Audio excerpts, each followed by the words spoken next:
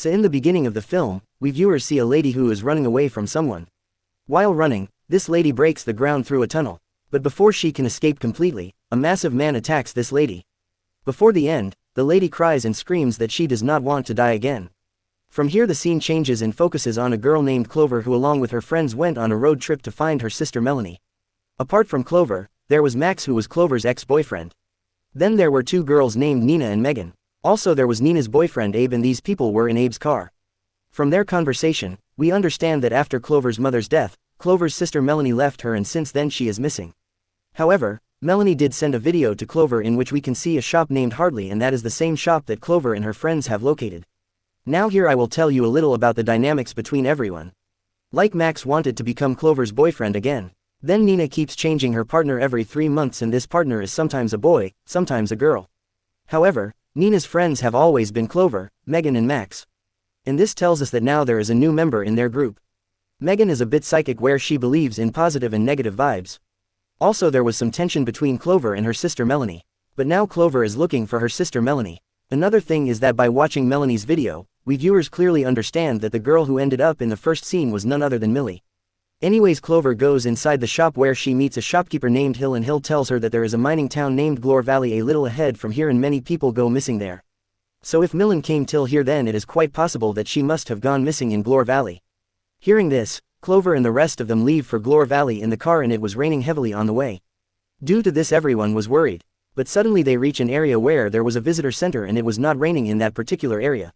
Now this was weird, like kind of a water wall where there is a stormy rain all around.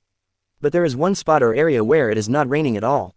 Anyway, everyone goes inside the guest house or visitor center where there was no one. But there were some strange things there. Like the date in the calendar was Saturday the 24th of October 1998, which means it is 20 years ago from today. Then there was an hourglass here which was working and was almost going to be empty. Now as soon as it is night, Nina signs the register. Meaning she will stay here. Now she sees a missing person board here on which there was a photo of Melanie. Yes friends, not only this, but Melanie's name was also written in the guest house register as guest at 2 multiple times. Meanwhile, Clover feels as if there is someone in the forest and Clover goes to investigate in the forest. After a while Max brings Clover back, and when Clover comes to know about Melanie's missing photo and name in the register, she was very shocked. Not only this, her attention immediately goes to the hourglass which had started working again. That means the hourglass has been turned over when none of them did. Things get even weirder when someone turns on Abe's car and takes it to a forest area. And they don't follow the car here because the person sitting in the car might be dangerous. By this point everyone starts feeling that something is weird here, and so Clover, Max and Megan go to the basement, and there were windows in the basement which was weird again. Then suddenly a massive man with an axe kills Abe first. Then he also kills Nina. After this he kills Megan and Max, and Clover runs out. Although Clover doesn't escape because the masked 2-man kills him too. Now as soon as this happens, we see the hourglass again which automatically turns due to a mechanical system, and these 5 were alive again from the same point when night came and the hourglass started first. Yes friends, here the game is of time loop which we will discuss at the end of the video. But for now these 5 were very worried because they clearly remembered that they had not survived the previous night. But somehow now all of them were alive. All of them are back. Now the craziest thing was that now all of them were also alive on the missing board. At this point everyone thinks of running away from here. But then Megan suddenly gets possessed and the lights of the house also go off. These people go after Megan, where Megan was pointing at the missing board in a possessed state. And like the people whose photos were there, Megan was talking about them, deducing that all the people whose photos were on the missing board got stuck in the time loop just like her and became here forever. After this Megan suddenly falls down and everyone panics and locks the visitor place from inside. Just then Clover hears a call from outside asking her to come in. Despite the others refusing, Clover goes outside. Now outside they see a broken down house which was not there earlier, and suddenly some invisible force pulls Clover into this house. Max wanted to save Clover. In fact Nina wanted the same. But since Abe was new in the group and he did not have any bonding with them, he was more interested in saving himself. Well, inside that ruined house, Clover sees strange clown-type masks etc. And rather than we can tell, they looked a little like half mannequins. Then a clownish old woman attacks Clover and says that either you survive the whole night or become a part of this never-ending night. Saying this, the old woman transforms into a skeleton and dies, and Clover was possessed by this act of hers. On the other hand, Max comes to this ruined house to find Clover. Meanwhile, Abe tries to somehow convince Nina and run away with the car. They see a big joint monster ahead due to which they have to return. Then a masked man kills not only Abe but also Nina. Meanwhile, Max, who was searching for Clover, is also attacked by a masked Clover. Then she herself gets killed by coming under Abe's car. So yes, once again the whole group was killed. And here I am using words like being killed or ending because there are guidelines of YouTube. You guys understand. Now here I will tell you one thing, that when Max went to that old house to find Clover, he saw drawings of some creatures there. Then there was news of some mining accident on TV and a Joker doll too. You will understand the connection of all this by the end. For now once again the hourglass turns. The night starts again and everyone finds themselves alive. This time all these people smartly lock themselves in the bathroom because everyone is safe here. Abe takes out water from the tap and drinks it, and everyone drinks water. But Megan was surprised because earlier there was no water in this bathroom. Megan also notices how their bodies were changing after each time they finished. Like hair loss, scars, weird teeth growing, etc. Before anyone can make any plans for the future, they suddenly cough and literally explode. After this, everyone starts exploding one by one because the water they drank had something dangerous mixed in it, which caused such a reaction in their bodies that they were exploding. Clover survives till the end and then Hill appears in front of Clover. Yes friends, Hill is the same guy that Clover met at the gas station shop. And before Clover dies, Hill says that she survived till the end of almost night, and if she has to survive, then she will not be able to survive by sitting with her hands folded. After this, Clover also dies and the hourglass turns. So again they are alive, and this time they start investigating the house to get some clues about what is going on here and how to get out of here. In this situation, Clover gets some ids of Hill suggesting that Hill is some kind of doctor and he is definitely involved in all this. Abe finds a 20-year-old paper in which it was written that there was a mining disaster in Glore Valley at that time. Basically, while mining, people dug so deep that the whole town collapsed and more than 1,100 people perished during this incident. Those who survived were traumatized, and to deal with that trauma, a Dr. Hill was called who was some kind of therapist, and he was dealing with the survivors. This is why the other houses in the area were not visible, because they would have been submerged in the ground. And we could see the windows in the basement because the floor above would have collapsed. They also find a door in the so-called basement area, but it was so dark beyond that door that no one could go inside. Then Max finds a VHS tape, and inside this tape they get answers to many questions. In the tape, Hill is telling how instead of giving therapy to the survivors, he started experimenting on them. The patients suffered muscle atrophy, lost appetite, but most of all they were scared.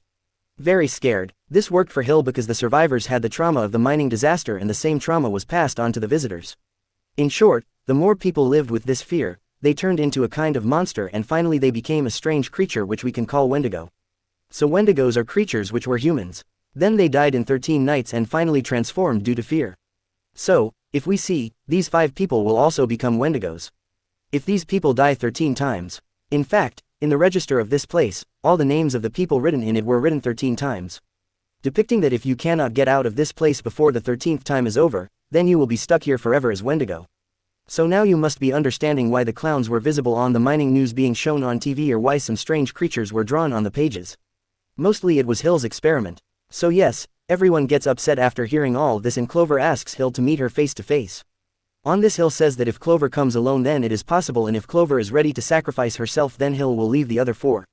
Clover was kind of ready to take this deal, and AA was also instigating Clover to take the deal to save herself. All the other 4 were not ready for this because Clover was their good friend.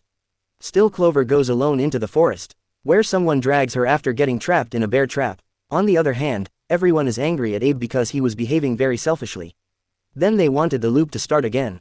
So Nina attacks Abe. Meanwhile, Megan and Max go to find Clover. Now again is what you are expecting. That is, first Megan gets trapped and ends up falling down from the glass door. Then the masked man kills Nina and Abe. Max meets Clover here, but they had to start a new loop to save their friends. That is why Max kills Clover on Clover's request. Then he brings himself in front of Wendigo, which kills him too. In short, the loop will restart again. So yes, everyone was alive again. But the twist was that this was now their 13th and final loop.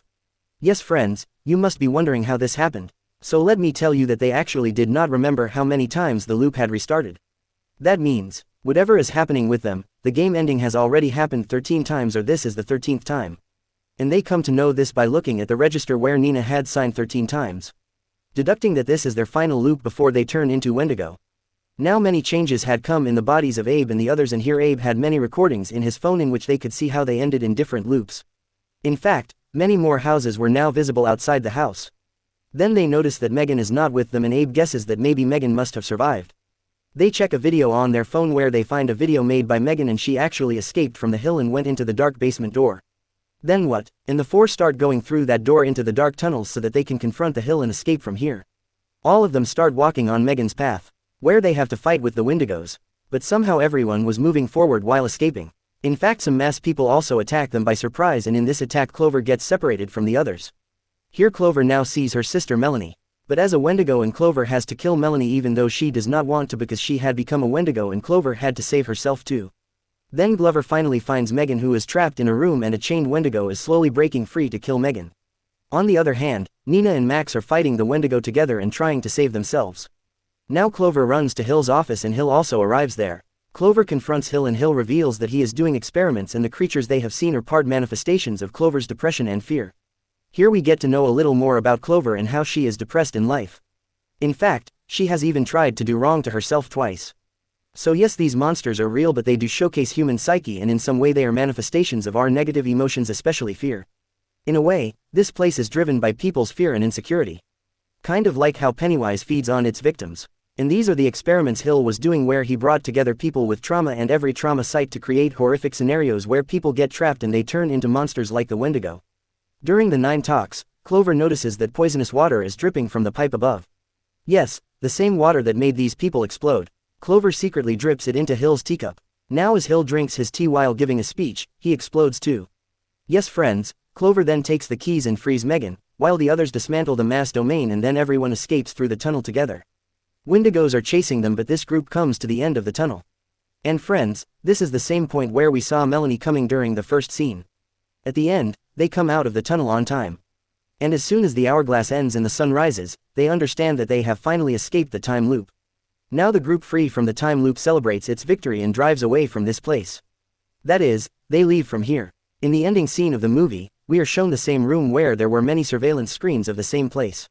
Then suddenly the weather changes from rain to snowfall and a car stops here. The movie ends here. So friends, this was the story of the movie Until Dawn, and now we will talk about some things related to the movie.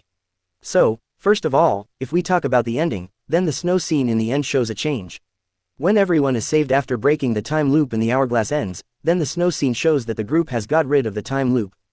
But something strange is still going on. The transition of snow makes it clear that despite this the group has won. But even now they have to live in a place which is distorting reality. The change from rain to snow can be an indication of a new cycle, which simply implies that despite their victory, there is still danger, and it is possible that this nightmare may come again. It may not come on these 5 people because these people have left from here, but even now people will probably keep getting trapped there. In fact, we also see a car coming, which proves my point. Also, this Depix film may have a sequel. Now we talk about Dr. Hill. Well, initially he seems to be a shopkeeper.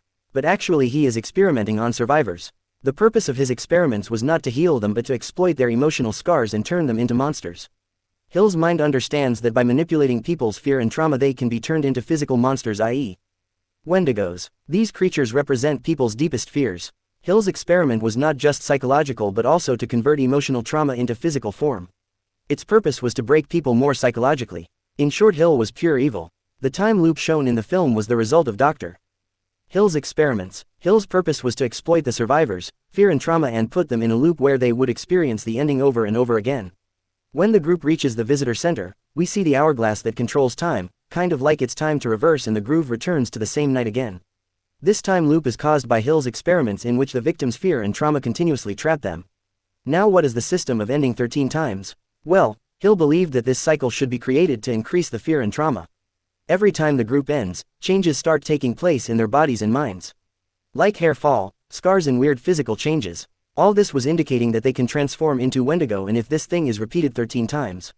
Meaning that they die 13 times, live the fear of what it feels like to die 13 times, and if they get very scared, their fear trauma will increase so much that they will become Wendigo. When did they become one? On the 13th time. That's why the number 13 is very important, friends. And this is the reason that in every round of the time loop, the group faces their fear and the risk of becoming a Wendigo keeps increasing. In the end they become one, but all these people escape. Now if we talk about Wendigo. Well, in the film, Wendigo is not a traditional monster but a symbol of fear, trauma and greed. On the focal point, the Wendigo is believed to be a spirit of hunger and human consumption. In Until Dawn, the Wendigo creatures are actually manifestations of Clover's fears brought to life by Hill's experiments. The creatures were originally humans, but their transformation is due to their emotional trauma. After a mining disaster, the survivors' fears, hunger, and sadness transformed them into Wendigos. The Wendigo is also a metaphor for how unwanted negative emotions can consume humans as these creatures consume others. As for Clover, her character is deeply affected by the search for her sister Milene.